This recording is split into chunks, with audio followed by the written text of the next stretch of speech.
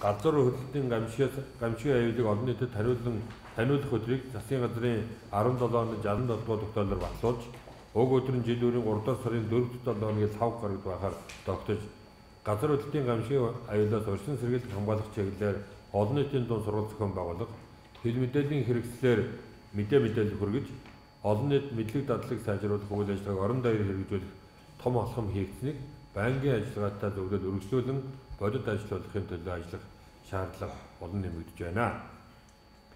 21 аймаг нийслэл Улаанбаатар хотод газар хөдлөлтийн гамшигын аюулаас урьдчилан сэргийлэх салбар зөвлөдийг байгуулж, ингэснээр нийслэл хот аймаг бүр газар хөдлөлтийн гамшигаас урьдчилан сэргийлэх орон нутгийн төлөвлөгөөтэй болсоо. Иймд орон нутгийн хэмжээнд газар хөдлөлтийн давтамж нэмэгдэж байгааг анхааралтай авч, салбар зөвлөдийн үйл ажиллагааг идэвхжүүлэх шаардлага тулгарч байна. Ард иргэдийн аюулгүй орчинд амьдрах нөхцөлийг бүрдүүлэхин төлөө байнгын ажиллагаатай зөвлөлийн гишүүн бүрийн оролцоо идэвх санаачлах чухал тул зөвлөлийн үйл ажиллагаанд хариуцлагатай оролцож байгааг та бүхэндээ бас чиглэл болгож байна.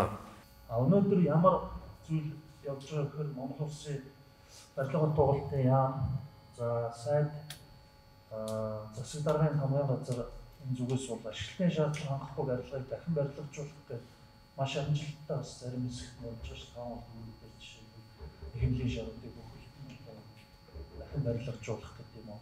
Ганцхан зүйлээс болоод зарим одоо барилга байшингууд явахгүй энэ томьёол орчоод байна.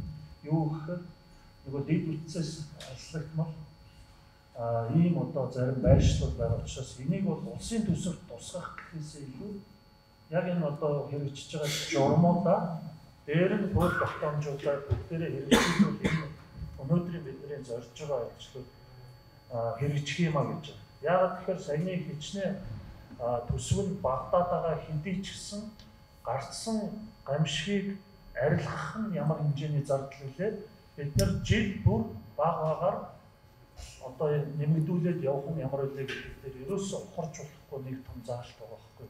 Ерөөсөө гамшигаас хамгаалах тухай хуулийн дээр хичнээн ингээд өөрийнхөө төсвийн 1% гэдэг юм. 1% гэж ингээд харагдаж байгаа боловч энэ бол доод хязгаарын зааж байгаа шүү дээ. Бид нар ямар хэмжээнд энэ хүчнөөцөө жил бүр одоо хангаж явж болох үлээ гэдэг дээр нэлээд сайн анхаарал. Ийм дээр нь энэ дээр сангийн яам хянахтай энэ гамшигаас хамгаалах тухай хуулийн яг энэ гамшигаас урьдчилан сэргийлэхийн ойлголтоо маш сайн дэвшлэхгүй очоо хянуулдаг асаа хийж. Яагаад гэхээр онцгой байдлын ерөнхий газар байж байгаа шадар сайдын багцад энэ юм. Тэгэхээр шадар сайд бүхэлдээ яаж энэ Монгол улсын хэмжээнд бүх барилга байгууламжийн аюулгүй байдлыг юм уу сургууль цэцэрлэгийн тэр урьдчилан сэргийлэх энэ ажлыг бүхэлдээ ганцхан төсөв дээр явах боломжгүй учраас энийг ер нь бол шадар сайд яг альбаес сангийн амтай энэ жил бүрийн төсөв ярихад бүр тусгаалan энэ одоо хуулиудын газар хөдлөлт бусад одоо гамшигаас урьдчилан сэргийлэхийн төсвийг одоо тусгаж байгаа зүйл дээр бол нэлээд сайн ойлголт байхгүй. Одоо орон нутаг бид нар өнөөдөр Монгол улс нийслэлийн тал нь байж байгаа бүх сургууль цэцэрлэгийг одоо нийслэлийн засаг даргын төсвөөр тавих ийм асуудал гарч ирээд байна. Араас жишээлбэл энэ газар 2 жилийн ковид ингээд харахаар манай төсөв дангаараа тавиад дийлэхгүй шүү дээ. Нийслэлийн хөрөнгө оруулалтаар явж байгаа өнгөрсөн 2019 онотой харьцуулахад 2020 онд сүүлийн 2019 онд болж байгаа энэ бол одоо хэвийн бүсэлтэй энэ гол олборлсон хэмжээтэй нэмэлт газар хүмүүс шалтгаан тогтоох шаардлагатай байна гэж бодож байна.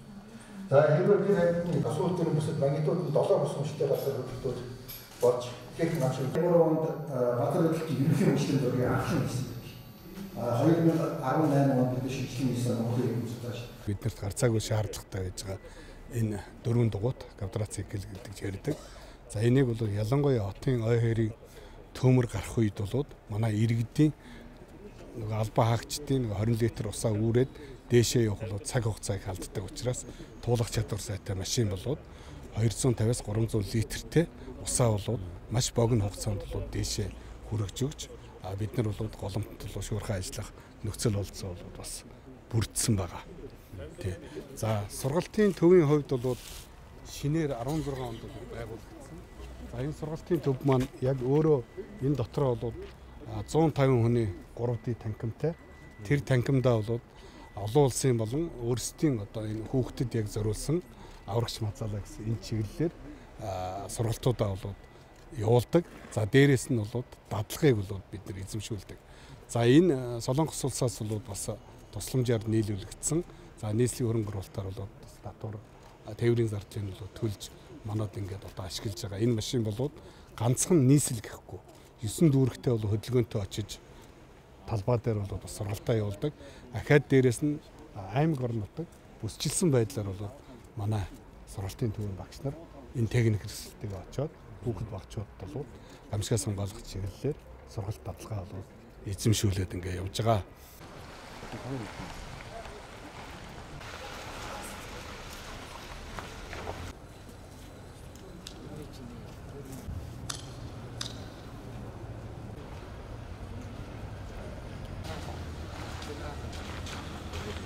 Гэмцээс дараад нийслэлийн онцгой байдлын газрын мэдлэг хүн бэлэнжигсэн тэрүүн дэвтэр хорондоо нэм орлоо.